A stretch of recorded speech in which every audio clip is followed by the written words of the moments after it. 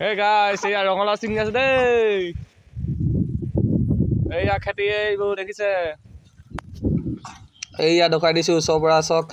গছবোৰ ইমান বুঢ়া হ'বলৈ নাপালেই, মানে ৰঙালাওবিলাক গছবোৰ এতিয়া পানী হৈ গ'ল গোটেই।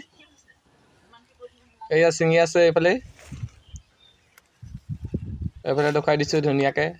এই ৰঙালাওবিলাক ইমান বুঢ়া হ'বলৈ নাই পোৱা। এতিয়া বৰষুণৰ বতৰ যে, বৰষুণ দি দিলে পূৰা। এয়া নিশ্চয় আপোনালোকে গম পাইছেই। এয়া লাগিলে কণ্টেক্ট কৰিব। আৰু কেনেকুৱা পাইছে ভিডিঅ'টো লাইক কমেণ্ট শ্বেয়াৰ কৰি দিবচোন। এয়া পূৰা মিঠা দেই ৰঙালাওবোৰ। যদি লাগে কমেণ্ট এটা কৰি জনাব। আৰু আপোনালোকে বাৰু এই ৰঙালাও খেতি কৰিছে নাই কমেণ্ট এটা কৰি জনাবচোন।